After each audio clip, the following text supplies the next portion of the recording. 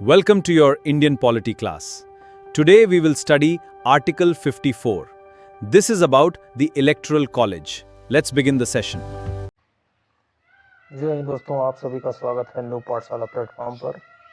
आज की हमारी क्लास होने वाली है अनुच्छेद 54 से रिलेटेड, जिसमें हम पढ़ेंगे राष्ट्रपति का निर्वाचक मंडल। बारीकी से देखते हुए जाएंगे इसको, निर्वाचक मंडल को। चलिए पढ़ते हैं अपने पहली स्लाइड पर और देखते हैं क्या क्या हमको पढ़ना है आज। हम देखेंगे अनुच्छेद 54 से संबंधित थ्योरी और राष्ट्रपति के चुनाव से रिलेटेड एक संविधान संशोधन देखेंगे, कॉन्सेप्ट को समझेंगे। उसके बाद एक बड़ा अपडेट है, जैसे कि जम्मू कश्मीर का जो विधानसभा है, क्या वो प्रेसिडेंट के इलेक्शन में पार्टिसिपेट करता है, इसको भी देखते हुए आगे चलेंगे। ये क्लास आपने अगर देख लिया तो अनुच्छेद 54 से संबंधित जो भी आपकी दुविधा है सब खत्म हो जाएगी। और इससे पहले हम लोगों ने राष्ट्रपति से रिलेटेड अनुच्छेद 52 और अनुच्छेद 53 को भी अच्छे से कवर कर लिया है। तो आज नंबर है अनुच्छेद 54 के बारे में हम बारीकी से देखते हुए चलेंगे, ठीक है, समझते हुए चलेंगे। एक क्वेश्चन के माध्यम से समझेंगे। पहले एक क्वेश्चन करते हैं जिसका राइट आंसर पहले से दिया गया भी है। ये क्वेश्चन है, भारतीय संविधान के अनुच्छेद 54 के बारे में कौन सा कथन सही चुनना है हमें। इसका आंसर पहले से ही है, संसद के दोनों सदनों के केवल निर्वाचित सदस्य और यूटी यानी केंद्र शासित प्रदेश के दो, दिल्ली और पुडुचेरी को ही मौका दिया गया है प्रेसिडेंट के इलेक्शन में पार्टिसिपेट करने के लिए। यही इसका राइट आंसर है। अब इसी के बारे में आगे की स्लाइड में हम देखते हुए चलेंगे, समझते हुए बढ़िया से चलिए आप लोग। चलिए इस स्लाइड पे क्या है कि अनुच्छेद 54 की कंप्लीट थ्योरी हम देखेंगे। संविधान का अनुच्छेद 54 सीधे तौर पे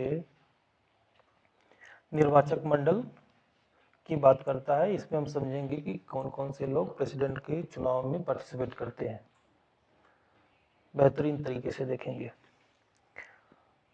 भारत के राष्ट्रपति का चुनाव डायरेक्ट नहीं होता है, इनडायरेक्ट होता है। इनडायरेक्ट का मतलब है सीधे हम नहीं चुनते, हम अपने प्रतिनिधि को चुनते हैं और प्रतिनिधि प्रेसिडेंट को चुनते हैं। यहाँ पे लिखा गया है कि आम जनता सीधे वोट नहीं डालती, बल्कि जनता द्वारा चुने गए प्रतिनिधि वोट डालते हैं। समझ में आया? मतलब कि हम जैसे हम लोग एमपी एमएलए में वोटिंग करते हैं, उस तरीके से प्रेसिडेंट के इलेक्शन में हम लोग पार्टिसिपेट नहीं करते हैं। हमारे द्वारा चुने गए प्रतिनिधि, वही एमपी एमएलए, वही पार्टिसिपेट करते हैं, उन्हीं को मौका दिया गया है। इस चार्ट में सीधे सीधे आप समझ जाएंगे कि इनडायरेक्ट इलेक्शन क्या होता है। जनता यानी कि हम लोग चुनते हैं अपने प्रतिनिधि को, और प्रतिनिधि ही पार्टिसिपेट करते हैं प्रेसिडेंट के इलेक्शन में अनुच्छेद 54 के माध्यम से, ठीक है। आगे वाली स्लाइड में चलते हैं। इसको थोड़ा हम लोग इंगेजिंग बनाने के लिए बना दिए हैं कि निर्वाचन मंडल का ढांचा क्या क्या है। कि पहले नंबर पे सांसद है। सांसद मतलब आपका हो गया एमपी, और राज्यों के विधानसभा के हैं यानी एमएलए, और यूटी का जो विधानसभा है, यूटी का विधानसभा दिल्ली और आपका पुडुचेरी, दो हैं जो पार्टिसिपेट करते हैं इनके इलेक्शन में प्रेसिडेंट के। किस आर्टिकल के माध्यम से? अनुच्छेद 54 के माध्यम से वोटिंग करते हैं।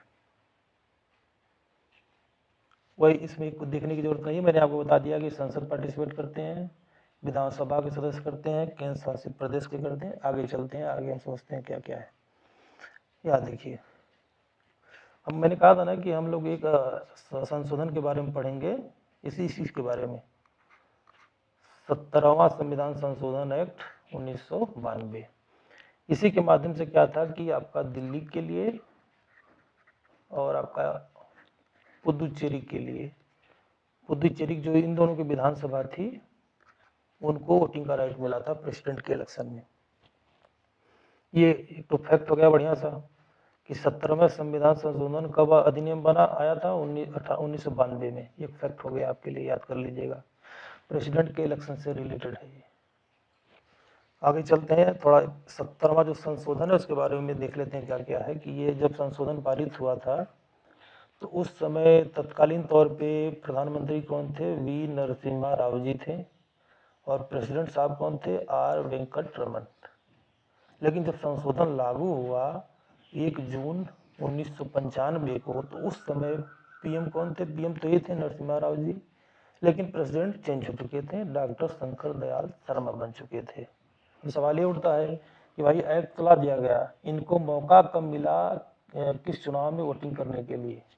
तो आपके सामने ये रहा। जब संशोधन पारित हो गया, एक्ट बन गया, तो 1997 में जो प्रेसिडेंट का चुनाव हुआ था, उसमें दिल्ली और पुडुचेरी के विधानसभा के मेंबर जो पार्टिसिपेट किए थे प्रेसिडेंट के इलेक्शन में, किस अनुच्छेद के माध्यम से? अनुच्छेद 54 के माध्यम से। एकदम अनुच्छेद 54 आपको रटा दिया जाएगा, टेंशन नहीं लेने का। अब थोड़ा समझ लेते हैं कि नॉमिनेटेड मेंबर और विधान परिषद के जो मेंबर हैं क्यों पार्टिसिपेट नहीं करते।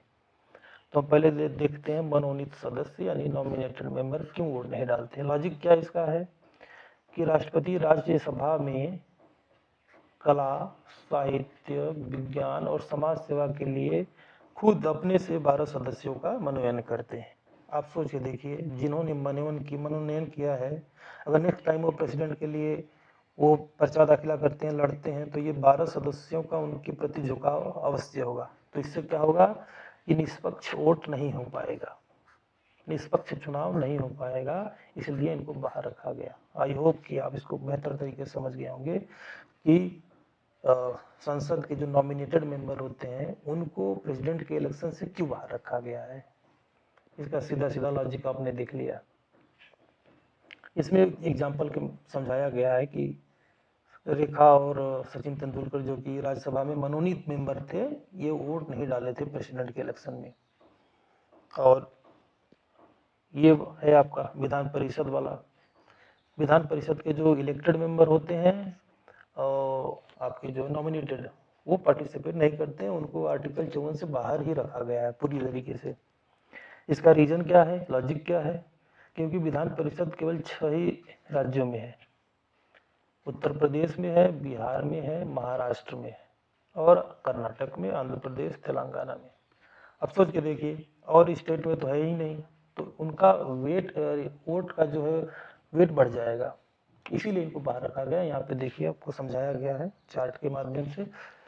जो फेडरल बैलेंस हमारा है, संघीय संतुलन है, वो गड़बड़ हो जाएगा। रीजन में ही दिया गया है कि अगर विधान परिषद के सदस्यों को भी वोट का अधिकार मिल गया तो इन 6 राज्यों का वोट वैल्यू बाकी से ज़्यादा हो जाएगा, तो फेडरल सिस्टम बिगड़ गया। तो इसलिए भी इनको भी, विधान परिषद को भी आर्टिकल 54 नहीं दिया गया, इनको नहीं दिया गया, और जो नॉमिनेटेड मेंबर थे उनको भी आर्टिकल 54 नहीं दिया गया, बाहर रखा गया। ओके, यहाँ तक आप बेहतर तरीके से समझने की कोशिश किए होंगे और कर भी लिए होंगे। एग्जाम्पल एक दिया, एक क्वेश्चन यहाँ से बनेगा एग्जाम्पल के साथ साथ। क्या बनेगा पहले देखिए, उत्तर प्रदेश के अगर सीएम है, सीएम है, अगर वो विधान परिषद के मेंबर नहीं है और विधान परिषद के मेंबर है, तो क्या वो प्रेसिडेंट के इलेक्शन में भाग ले पाएंगे? तो नहीं ले सकते वोट। तो इसका मतलब आप समझ ही गए कि विधान परिषद को पूरी तरीके से हटा दिया गया आर्टिकल 54 से। कोई भी किसी भी, अगर मान लीजिए हमारी योगी जी विधानसभा से ना होकर विधान परिषद से रहते हैं, इनको वोटिंग की पावर नहीं है। अब जम्मू कश्मीर वाला मामला देख लेते हैं। जम्मू कश्मीर, क्या जम्मू कश्मीर जो है, जो विधानसभा है जम्मू कश्मीर की, वो प्रेसिडेंट के इलेक्शन में भाग लेती है?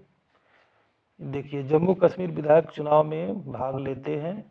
क्या है, क्या जम्मू, क्वेश्चन है आपसे, क्या जम्मू कश्मीर के विधायक राष्ट्रपति के चुनाव में भाग लेते हैं? तो वर्तमान स्थिति देखिए क्या है, अभी जो चुनाव हुआ उसमें इन्होंने भाग नहीं लिया। इसका कारण क्या है? इसका कारण रीजन है कि 2019 में जम्मू कश्मीर का पुनर्गठन अधिनियम के बाद जम्मू कश्मीर को स्टेट से यूटी बनाया गया 2019 में, पुनर्गठन करके यूटी बना दिया गया, यानी केंद्र शासित प्रदेश इस जम्मू कश्मीर को बना दिया गया।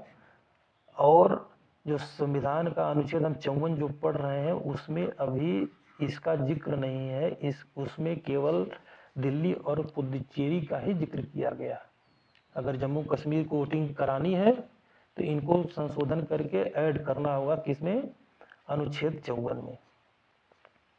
देखिए ये परिभाषा है, केवल दिल्ली और पुडुचेरी शब्द ही लिखे हैं। जब तक संसद संशोधन करके अगर ऐड नहीं करती जम्मू कश्मीर शब्द को, तब तक इनको वोटिंग राइट नहीं मिलेगा। इनको परिवर्तन करना पड़ेगा, तभी इनको वोटिंग राइट मिलेगा। यहाँ क्विक रिवीजन है, देख सकते हैं कौन वोटिंग कर सकते हैं, कौन वोटिंग नहीं कर सकते हैं। हमने जो पीछे पढ़ा उसको एक ही स्लाइड में कर दिया गया है। आप देख लीजिए क्या क्या है। निर्वाचित सदस्य, चाहे वो लोकसभा के हों, चाहे वो राज्यसभा के यानी elected member, MP, MLA, voting कर सकते हैं। 28 राज्य जो हमारे 28 हम इस समय तत्काल में हमारे पास 28 स्टेट और 8 यूटीज हैं। तो 28 राज्य को जो चुनाव एमपी एमएलए चुनाव में पार्टिसिपेट इलेक्टेड कर सकते हैं, और दिल्ली और पुडुचेरी यूटी के निर्वाचित इलेक्टेड विधायक भी वोटिंग कर सकते हैं। कौन नहीं कर सकता भैया? तो नॉमिनेटेड मेंबर जो 12 हैं राज्यसभा के, वो नहीं कर सकते। और 6 राज्यों में जो एमएलसी हैं यानी विधान परिषद हैं, वो नहीं कर सकते। और जम्मू कश्मीर के विधायक वोटिंग नहीं कर सकते जब तक कि अनुच्छेद 54 में संशोधन करके जम्मू कश्मीर को उसमें ऐड ना किया जाए, तब तक वोटिंग नहीं कर सकते। तो आई होप आप अच्छे से समझ गए होंगे। अब तक आप लोगों ने आर्टिकल 52, आर्टिकल 53 और आर्टिकल 54 को अच्छे तरीके से समझ लिया। ठीक है, और आई होप कि ये क्लास आपको पसंद आई होगी। मिलते हैं किसी और आर्टिकल, नेक्स्ट आर्टिकल को लेकर मिलेंगे आपको अगली वीडियो में। तब तक के लिए बाय, जय हिंद।